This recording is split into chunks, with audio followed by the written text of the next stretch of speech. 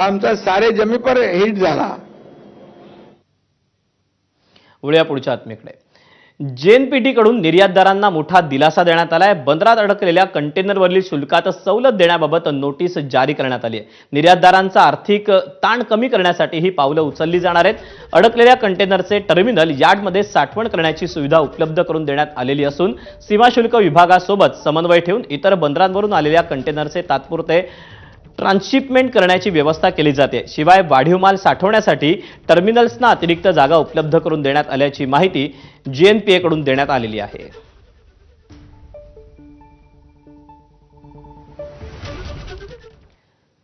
मध्य पूर्वेतील तणावामुळे भारतातील व्यापाऱ्यांना मोठा फटका बसत असतानाच आता जेएनपीटीनं निर्यातदारांना मोठा दिलासा दिला. निर्यात शुल्कामध्ये मोठी सवलत देण्याचा निर्णय घेण्यात आलाय.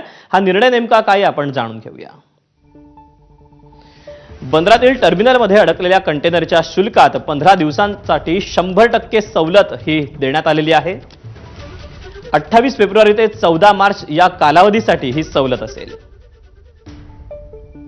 नाशवंत माल असलेल्या कंटेनरवर शुल्कात 80% सवलत ही देण्यात आली आहे. तर जहाज आणि वाहतूक कंपन्यांनी ही सवलत थेट निर्यातदारांपर्यंत पोहोचवण्याचे निर्देश देण्यात आलेले आहेत.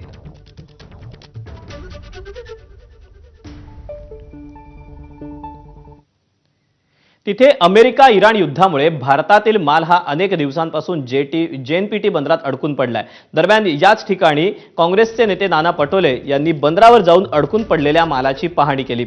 तसंच या संदर्भात पंतप्रधान मोदींना पत्र पाठवणार असल्याचं नाना पटोलेंनी सांगितलं आहे. करोडच नाही, खरबो अरबोचे नुकसान होणार आहे. पण हे सगळं नुकसान सामान्य शेतकऱ्यांचं होणार आहे.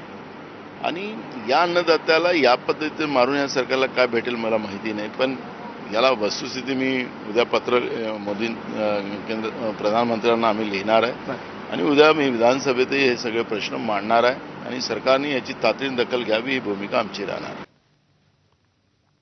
तिथे व्यावसायिक सिलेंडरच्या पुरवठ्यावर अघोषित बंदीमुळे हॉटेल, रेस्टॉरंट्स आणि ढाबा चालकांच्या अडचणी वाढल्या. कंपन्यांनी एजन्सीजना पूर्ण लक्ष केवळ घरगुती गॅसवर ठेवण्यास सांगितलंय. त्यामुळे हॉटेल, रेस्टॉरंट चालकांसमोर मोठं संकट उभं राहिलंय. सर्व प्रकारच्या हॉटेल, रेस्टॉरंट, मॅरेज गार्डन आणि इतर उद्योगांशी संबंधित लोकांना मोठ्या अडचणींचा सामना करावा लागतोय.